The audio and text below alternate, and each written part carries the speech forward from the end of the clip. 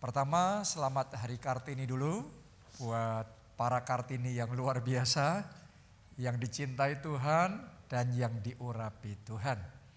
Nah, hari ini satu firman Tuhan yang akan saya bagikan kepada kita, yaitu bagian ketiga dari seri khotbah The Miracle of Worship, mujizat penyembahan.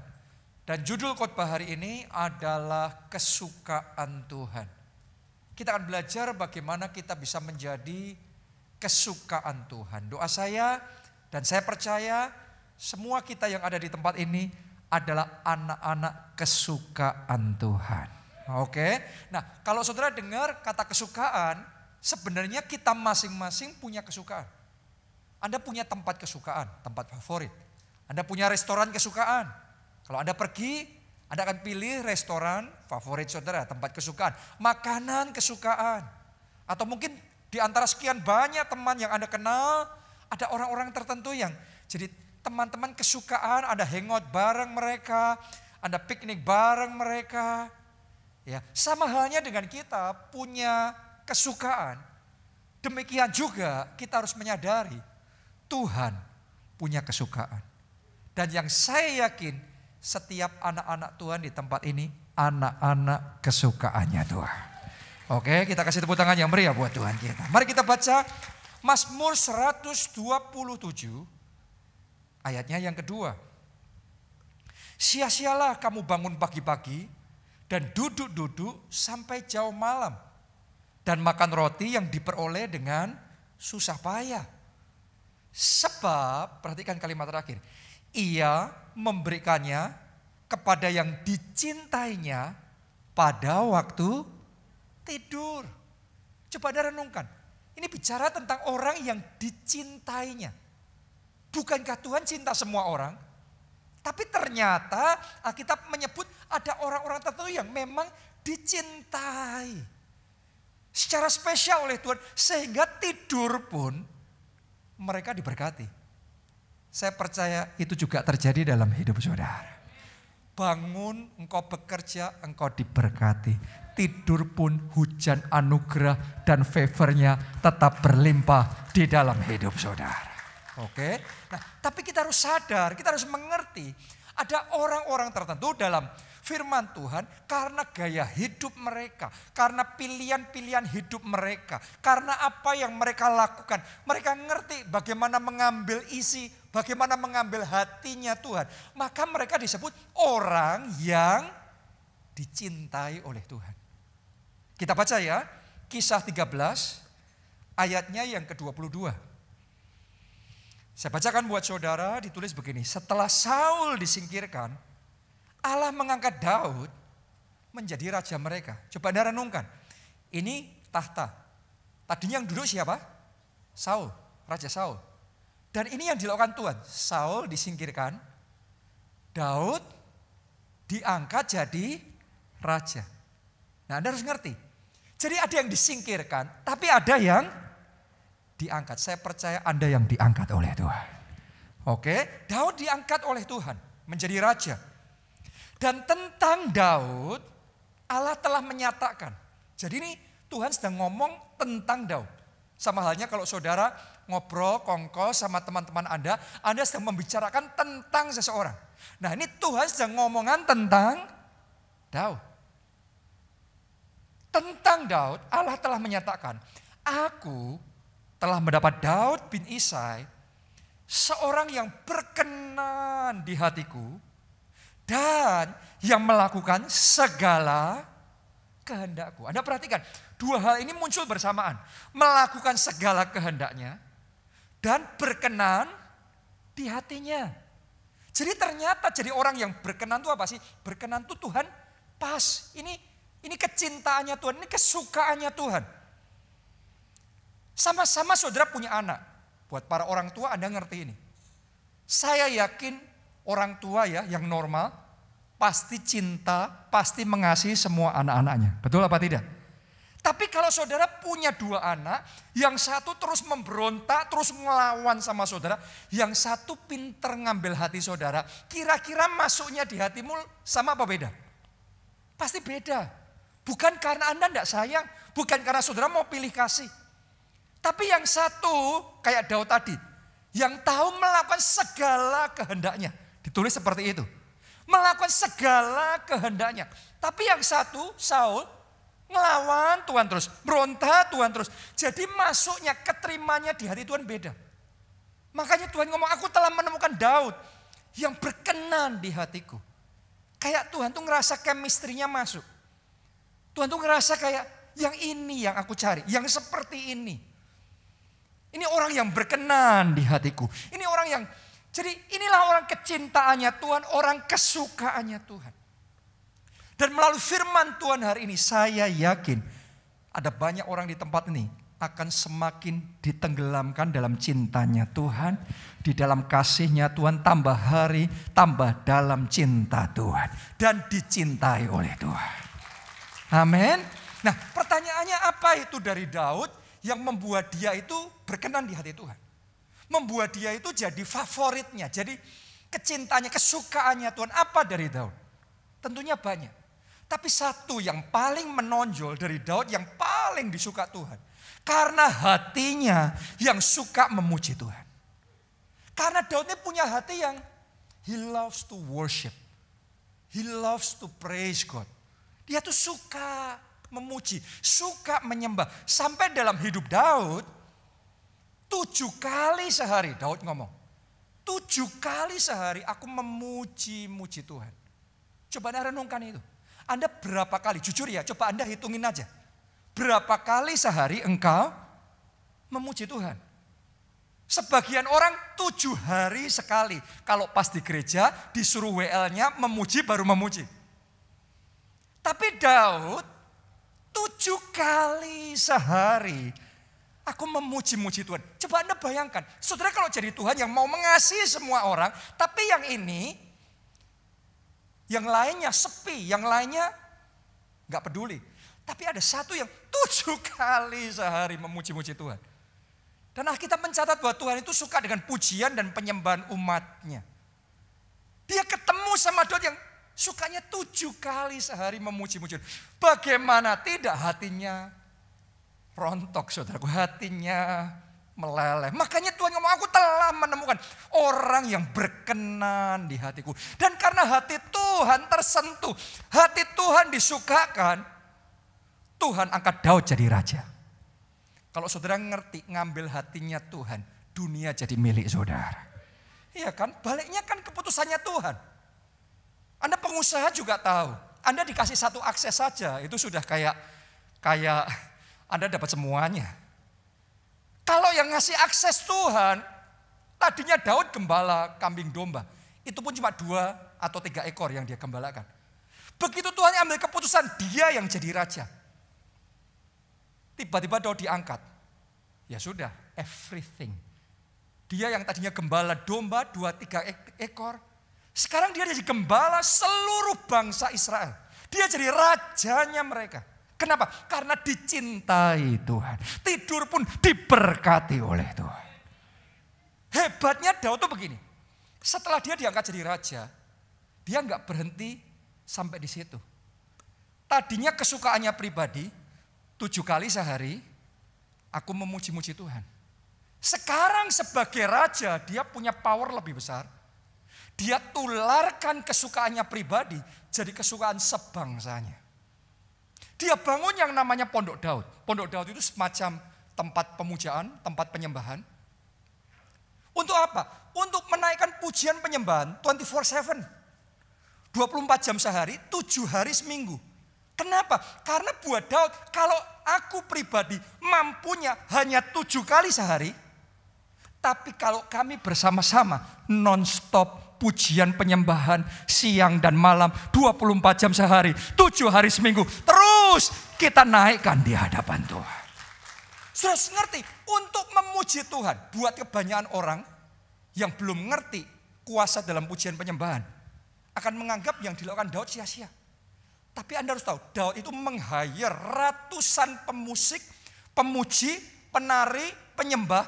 Setiap malam untuk apa? Menaikkan pujian penyembahan. Buat raja lain mungkin nggak penting kayak gitu. Itu pemborosan. Ya, dan itu tidak dilakukan oleh raja-raja yang lain dalam Alkitab. Tapi di zamannya Daud terus kayak gitu.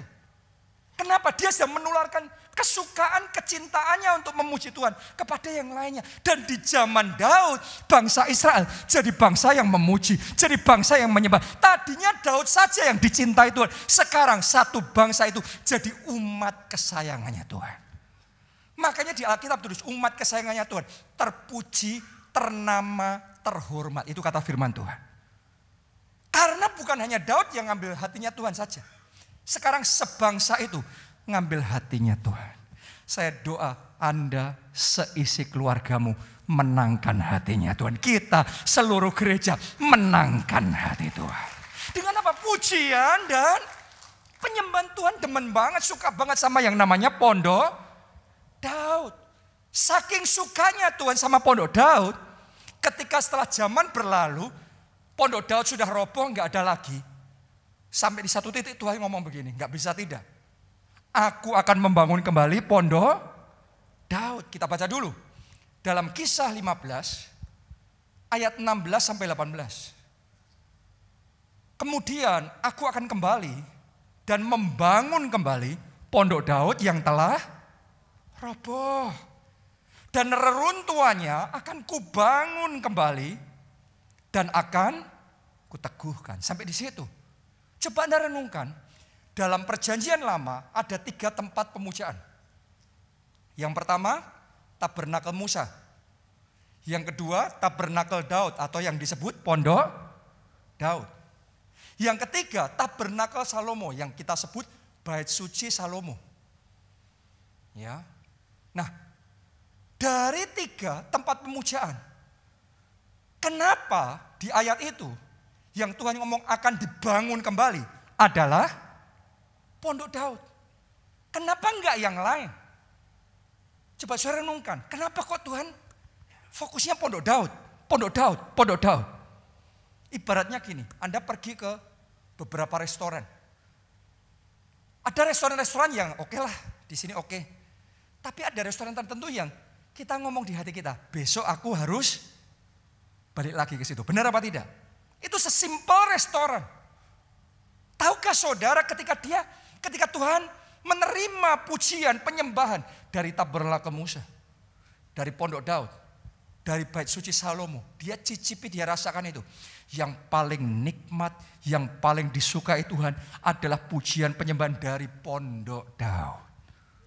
Makanya Tuhan ngomong, aku akan membangun kembali Pondok Daud. Dan doa saya, semua jemaat keluarga Allah di tempat ini dan yang mengikuti secara online dari rumah, Anda semua jadi Pondok Daudnya Tuhan yang disukai dan yang dicintai oleh Tuhan. Kita katakan amin, kita kasih tepuk tangan yang meriah buat Tuhan kita. Nah, sekarang kita akan belajar 3 alasan Pondok Daud disukai Tuhan. 3 alasan kenapa Tuhan mau bangun kembali Pondok Daud. Yang pertama, karena di Pondok Daud tidak ada penyekat menuju tabut perjanjian. Maksudnya gimana? Tabut perjanjian itu the center, itu adalah pusat di dalam sebuah tabernakel. Jadi di tabernakel Musa pusatnya tabut perjanjian. Di Pondok Daud pusatnya tabut perjanjian. Di Bait Suci Salomo pusatnya tabut perjanjian. Kenapa? Karena tabut perjanjian ini di perjanjian lama, ini simbol kehadiran Allah sendiri. Jadi senternya itu ke sana. Tapi ada bedanya antara Pondok Daud dengan yang lainnya. Di tabernakel atau Bait Suci Salomo, kalau kita datang menyembah Tuhan, orang itu harus pertama lewat halamannya dulu. Pelataran. Setelah itu kita masuk dalam namanya ruang kudus. Tapi di situ belum ada tabut perjanjian. Tabut perjanjian tersembunyi di balik karena ditutup.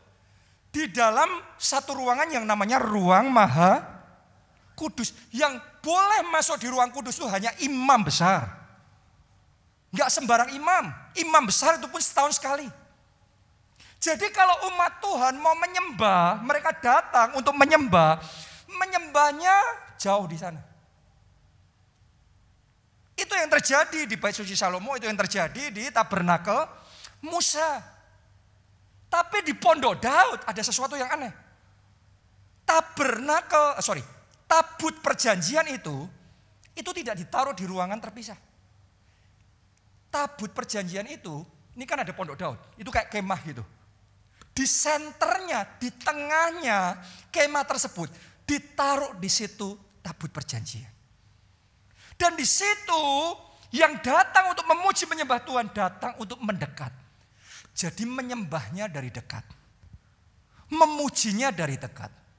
Kalau di tabernakel Musa, Bait Suci Salomo, itu dari jauh. Umat Tuhan menyembah.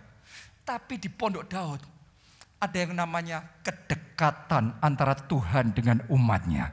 Ada yang namanya keintiman antara Tuhan dengan umatnya. Dan yang kayak gini yang Tuhan suka. Tuhan suka bukan sekedar penyembahan formalitas. Yang Tuhan suka penyembahan yang meluap dari hubungan yang karib. Hubungan yang dekat. Hati kita ketemu dengan hatinya Tuhan. Jadi saya mau ngomong sama saudara begini. Belajar saat menyembah Tuhan, jangan menyembah Tuhan dari jauh. Banyak orang gak sadar menyembah Tuhan dari jauh. Kita nyanyi how great is our God, sing with me how great is our God. Sambil gini, tapi kayaknya how great is our God, God yang di sana, bukan di sini. Tuhan yang jauh, bukan Tuhan yang dekat. Berapa banyak orang menyembah Tuhan saat ibadah berlangsung, menyembah Tuhan. Kita nyanyi, kita bilang, I worship you Lord. Tapi pikiran kita mengembara jauh. Hati kita entah kemana, enggak di dalam penyembahan itu. Itu yang namanya menyembah dari jauh. Mulai hari ini, kalau Anda menyembah Tuhan, menyembah dari kedekatan, menyembah dari hubungan yang dekat, yang karib, dari keintiman dengan Roh Kudus. Amin, haleluya. Menyembahnya connect ketemu Tuhan. Pikirannya enggak jauh, pikirannya dekat. Hatinya dekat. Karena pada dasarnya Tuhan itu hadir. Dia maha hadir. Jadi Anda menyembah. Tapi kalau saudara kemana-mana, Anda dari jauh, Anda enggak ketemu Tuhan. Menyembah Tuhan itu dari kedekatan. Dan menyembah Tuhan itu Anda harus ngerti. Beda antara menyembah Tuhan dan berdiri di tengah penyembahan. Kalau Anda datang ibadah saat penyembahan, saudara cuma taruh tangan saudara di saku seperti ini. Dan kemudian penyembahan berlangsung, Anda nikmati musik yang bagus, nyanyian yang merdu, lagu yang keren. Saya mau ngomong sama saudara, banyak orang melakukan itu dan merasa sudah ibadah. Tapi saya mau ngomong, itu bukan ibadah. Beribadah beda dengan hadir melihat ibadah. Apalagi kalau kita ngikuti ibadah dari rumah saja. Secara online kita hidupkan live streaming itu. Kita sambil ngelakuin ini. Sambil nyuci piring. Sambil kita ngejar anak-anak. Sambil ini itu dan lain sebagainya. Kita merasa sudah ibadah. Sorry. Itu bukan ibadah. Itu bukan penyembahan. Penyembahan yang sejati. Harus ada sesuatu yang terlepas dari hati kita. Sampai ke hatinya Tuhan.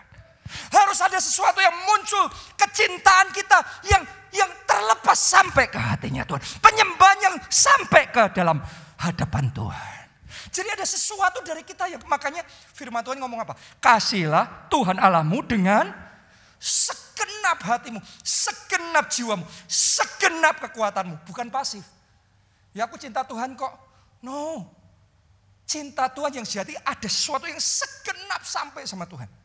Dan itu nggak bisa disambil. Nggak bisa ibadah sambil ini ibadah, penyembahan sambil. Itu bukan penyembahan. Penyembahan yang sejati meluap dari hati kita sampai ke hatinya Tuhan. Meluap dari diri kita. Ucapan syukur, pujian, penyembahan diterima di altarnya Tuhan. That is worship. Makanya penyembahan itu intimacy. Penyembahan itu keintiman. Penyembahan itu kedekatan.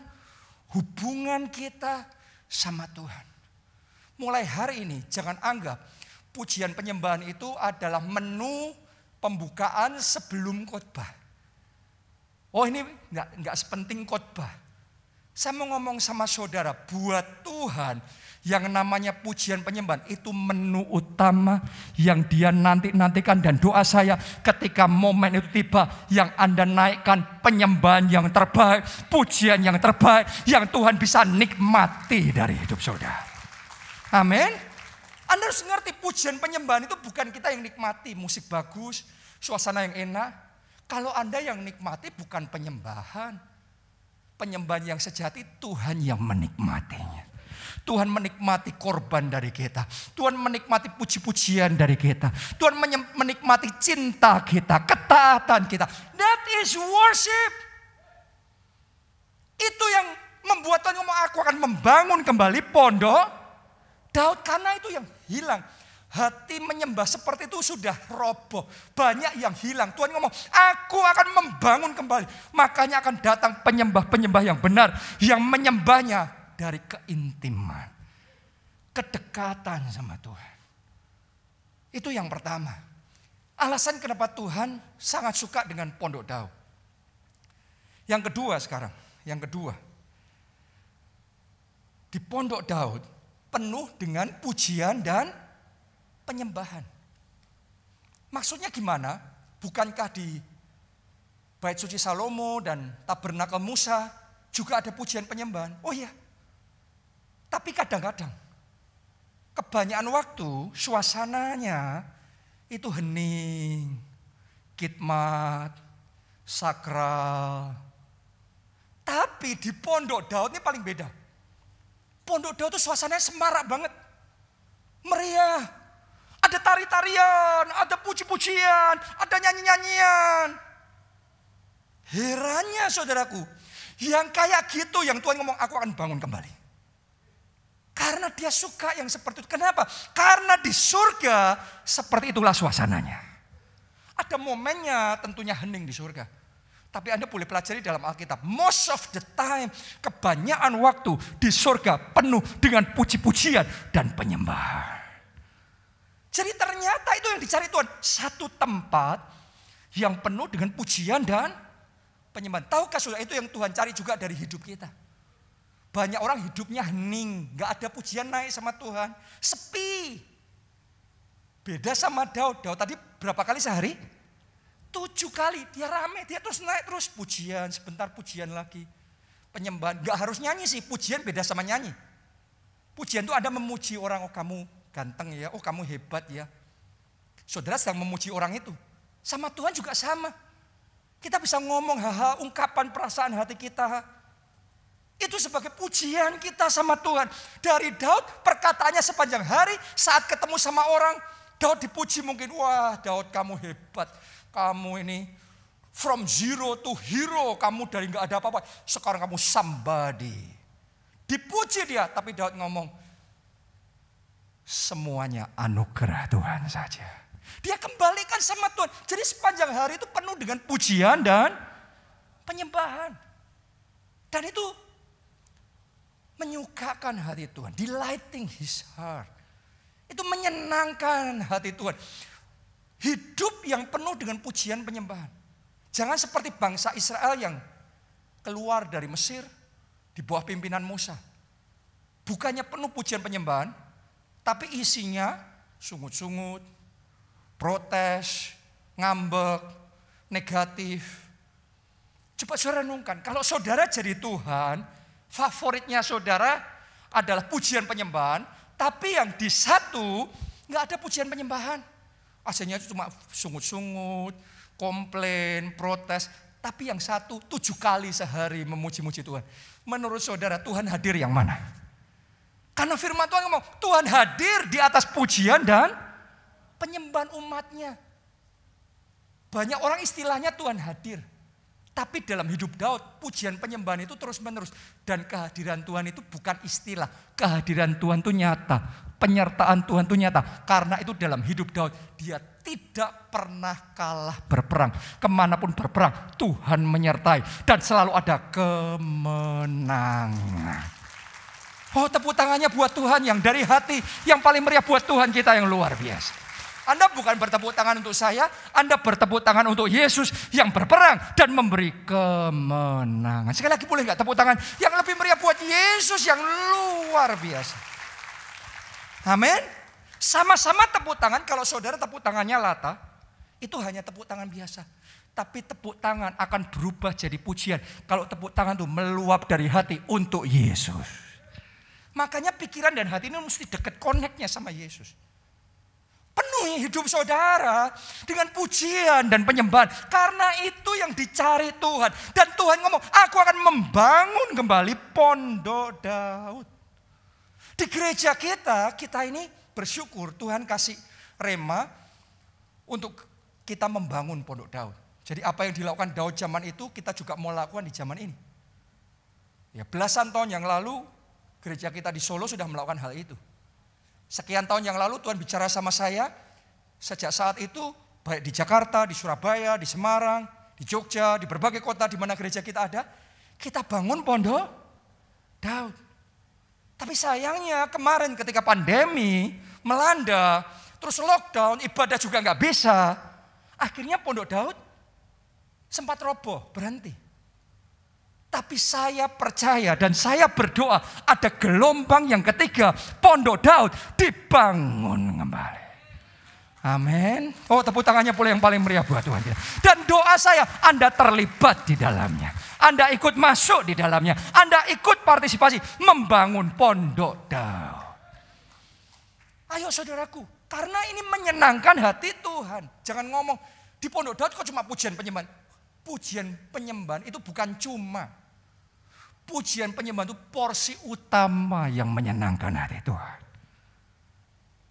Kalau saudara ngerti seperti apa pujian penyembahan itu di hati Tuhan, Anda kan ngerti. Ya. Yang ketiga. Kenapa kok Tuhan suka sekali sama pondok Daud? Karena Daud membangun pondok Daud itu tergerak dari hatinya sendiri tanpa disuruh atau harus diperintahkan sama Tuhan. Ini beda sama Musa ketika membangun tabernakel Musa. Dia lakukan itu karena disuruh Tuhan. Musa bangun itu. Jadi disuruh terus dia bangun. Bait suci Salomo dibangun oleh Salomo karena dia disuruh oleh Daud, bapaknya.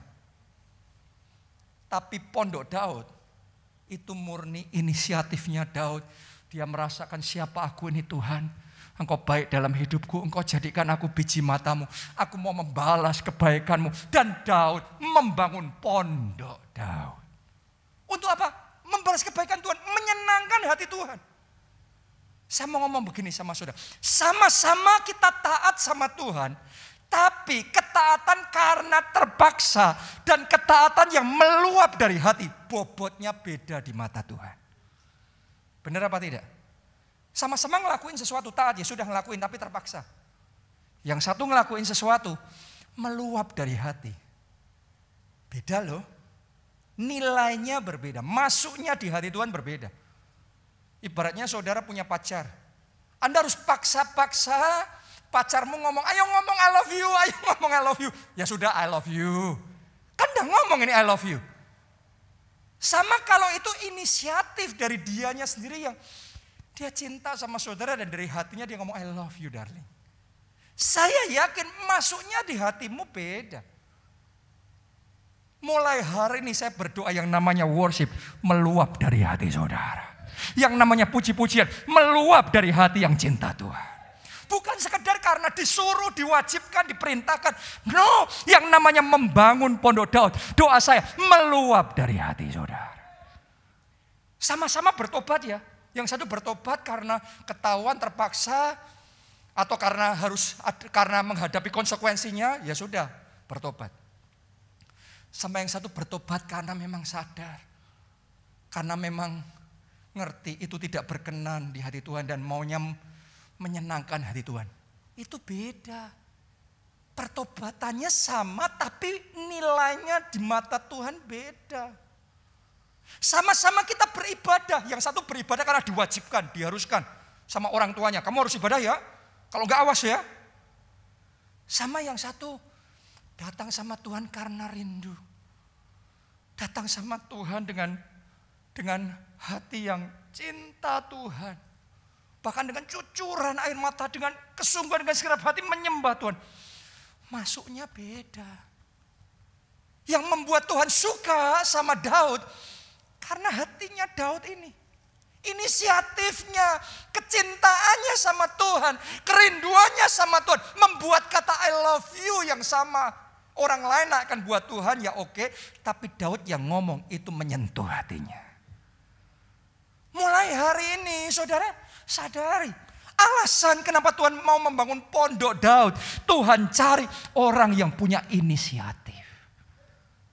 Saudaraku, berapa waktu yang kemarin ada satu pengalaman yang luar biasa dialami istri saya, Pastor Nita. Kenapa? Karena anak kami yang ketiga, yang paling kecil, namanya Jin.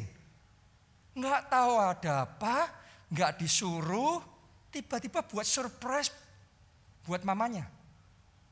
Ya, dia nggak disuruh di sekolah, nggak diajari, nggak dibantu siapapun, itu meluap dari hatinya sendiri. Tiba-tiba dia buat kayak prakarya, dia hias itu sendiri, terus di tengahnya dikasih tulisan. Message, satu pesan dari hatinya Jane buat mominya. Boleh nggak dimunculin? Nah, saudara lihat. Jane ngomong begini, "Dear Mom, I know I don't tell you often enough just how much I love you." Mommy sayang, aku tahu aku nggak cukup ngomong betapa aku sayang Mommy. Saya mau ngomong begini sama saudara, kalau Anda jadi mominya, hatimu pasti meleleh punya anak yang bisa ngomong kayak gitu. Rontok tuh hati, meleleh tuh hati. Saya ngelihat Pastor Nita baca itu, langsung kelepek dia saudara. Coba renungkan, gak diajarin. Anak ini gak disuruh. Dan gak ada hari spesial, bukan ulang tahunnya juga, bukan ulang tahun mominya. Out of nowhere, tiba-tiba ngasih kayak gini. Setelah itu berapa hari lagi, dia nulis something else. Bisa dimunculin lagi. My dearest mom, Mommy sayang, you are the best and perfect mother for me. Engkau mama yang terbaik dan sempurna bagiku. Thank you for everything. From the moment I was born until today. Terima kasih untuk semuanya dari sejak aku lahir sampai sekarang. Terus dikasih tanda sayang. Anda kalau jadi mominya, sekali lagi saya mau ngomong sama saudara, dia nggak minta apapun, Anda pasti kepengen ngasih semuanya sama dia. Bener nggak saudaraku? Rontok di hati, meleleh nih, punya anak kayak gini nih. Saya mau ngomong sama saudara, belajar jadi anak kayak gitu tapi buat Tuhan. Belajar ngambil hatinya Tuhan. Belajar berinisiatif, gak usah disuruh-suruh. Bangun pondok Daud, Tuhan aku mau ikut. Aku mau ikut membangun pondok Daud. Belajar itu muncul dari kerinduan hati. Bukan untuk kita untung. Anda kalau datang ibadah datang sama Tuhan, jangan dengan mindset saya dapat berkat apa. No, mulai hari ini ubah mindsetmu. Saya mau memberkati Tuhan dengan cintaku, dengan pujianku, dengan penyembahanku, dengan ucapan syukurku yang terbaik untuk Tuhan. Amin. Haleluya. Itu yang menyentuh hati Tuhan. Itu yang membuat ngomong, aku telah menemukan orang yang berkenan di hatiku. Itu Daud. Makanya saudara jangan iri kalau yang kayak gini diangkat sama Tuhan. Tidur pun diberkati Tuhan. Bukan karena apa-apa, karena hati Tuhan meleleh. Mulai hari ini doa saya, hati yang menyembah dikobarkan dalam hati saudara. Hati yang suka memuji dibangkitkan dalam hati saudara. Mulai hari ini saya berdoa seperti Daud ini. Itu juga yang engkau kerjakan buat Tuhanmu. Amin. Jadi Tuhan itu bukan mau pilih kasih. Tapi ada orang-orang tertentu yang ngerti ngambil hatinya Tuhan. Anda ngambil hatinya Tuhan, Anda punya segalanya. Amin. Siapa yang mau menyenangkan hati Tuhan? Siapa yang mau belajar cinta Tuhan? Mari bangkit berdiri bersama-sama. Menyenangkanmu,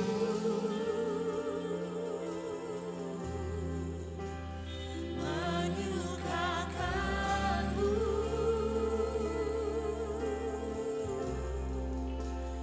terbakar, oh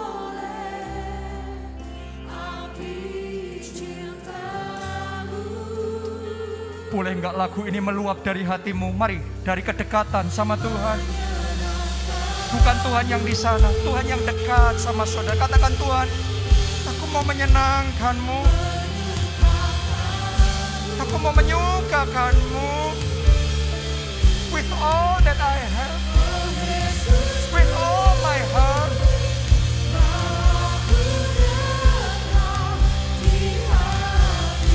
Mari katakan bersama-sama.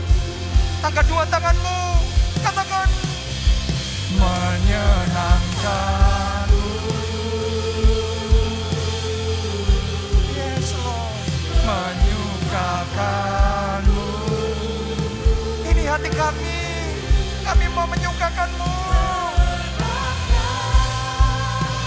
Oleh api cinta-Mu, menyenangkan-Mu,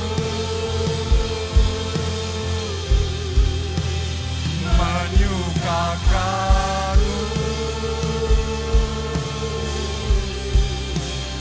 Oh Yesusku, bawaku dekat di hati-Mu.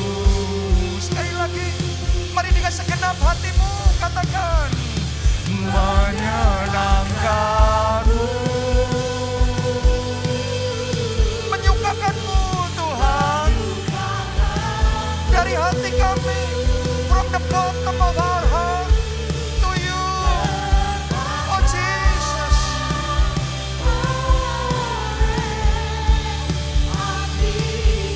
Oh, we love You, we love You, we need You, we want You, we want You, we need You. You are everything, You are everything.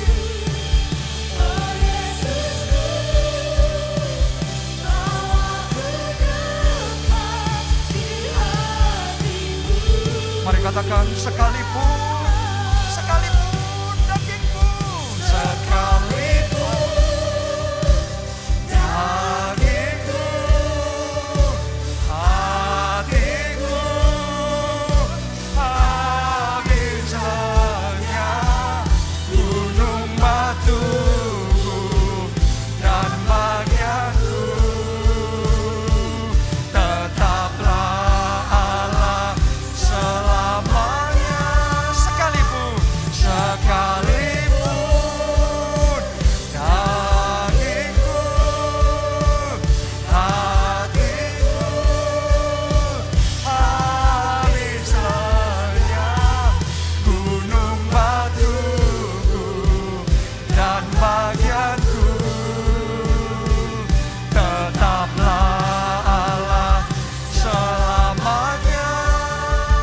Mari, menyenangkan-Mu ya Tuhan, menyenangkan-Mu, menyukakan-Mu, terbakar oleh api cinta-Mu, menyenangkan-Mu, menyukakan-Mu. Oh Yesusku, bawaku dekat di hati-Mu.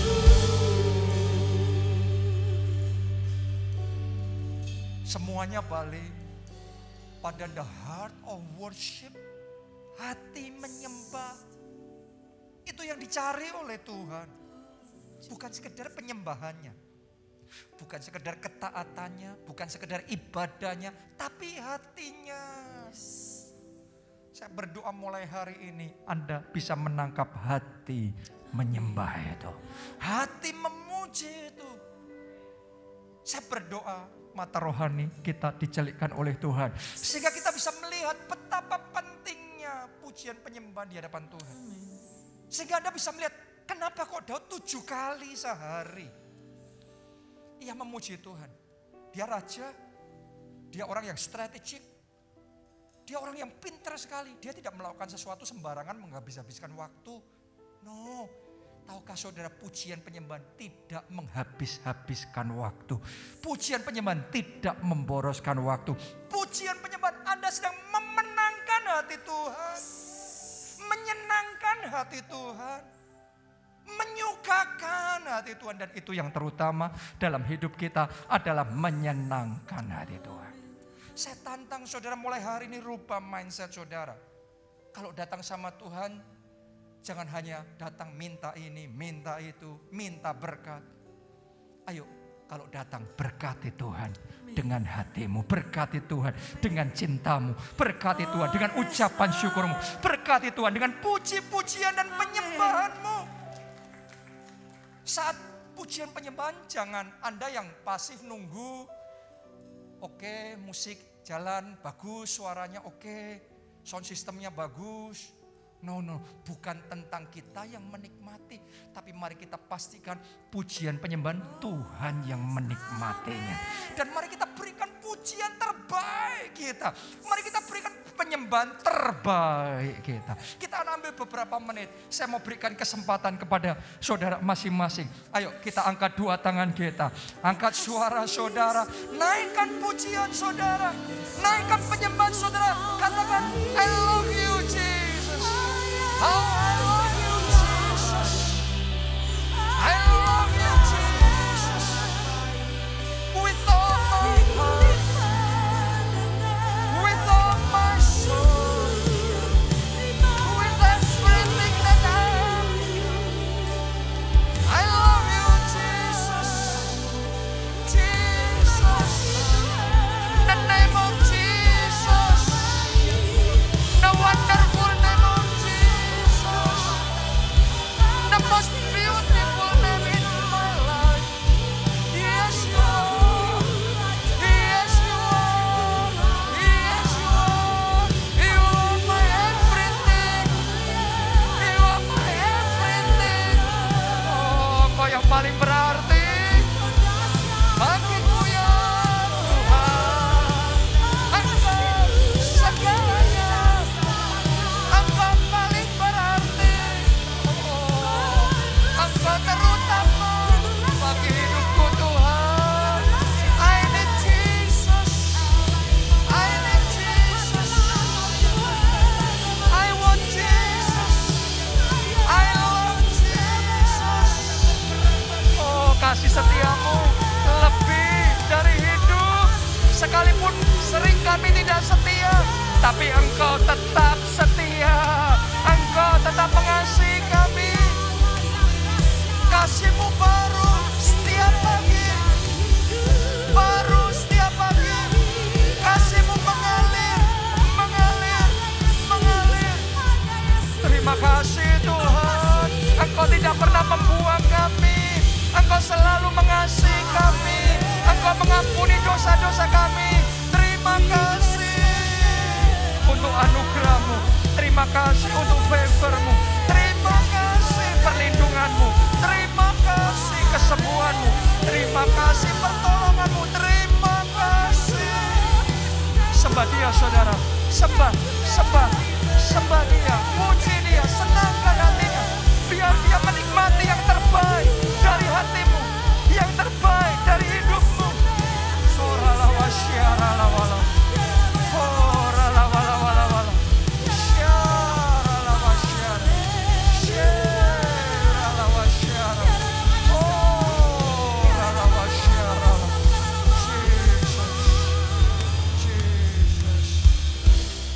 Jesus.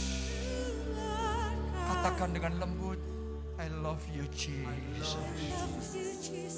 Katakan dari keintiman, kedekatan hati kepadanya, I love you Jesus. Bukan Tuhan yang di sana, tapi Tuhan yang di sini, yang dekat dengan saudara. Sedekat hembusan tarikan nafasmu. Katakan itu, I love you Jesus. You mean so much. You mean everything. Engkau segalanya bagi kami. Aku cinta Yesus. Aku cinta Yesus.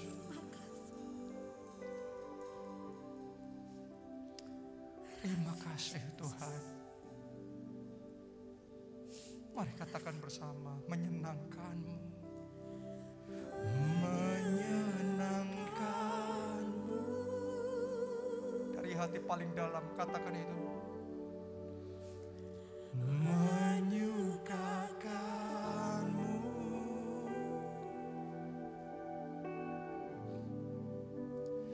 Terbakar oleh api cinta-Mu.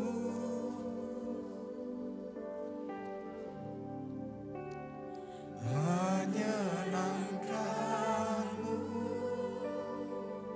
Dari hatimu pada hatinya.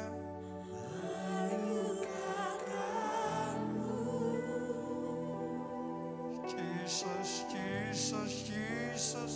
Oh Yesusku, aku dekat di hatimu. Sekalipun dagingku, hatiku habis lenyap. Sekalipun dagingku cinta akan rumah-Mu menghanguskan aku ya Tuhan. Gunung batuku dan bagianku. Ya, hanya Engkau saja. Mari sekali lagi katakan sekalipun. Sekalipun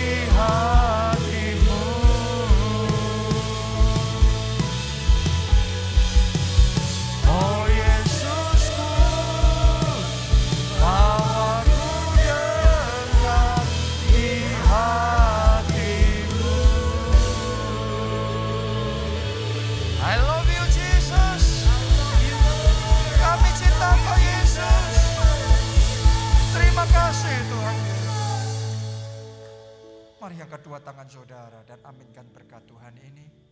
Diberkatilah saudara oleh Tuhan. Diberkatilah keluarga saudara oleh Tuhan. Anda orang-orang yang dicintai Tuhan, diberkatilah studi dan pekerjaanmu oleh Tuhan. Diberkatilah kesehatan dan masa depanmu oleh Tuhan. Dan diberkatilah pertumbuhan rohani serta pelayananmu oleh Tuhan. Dalam anugerah Allah Bapa, cinta kasih Yesus Kristus, dan persekutuan dengan Roh Kudus sekarang sampai selama-lamanya. Mari bersama-sama kita katakan amin.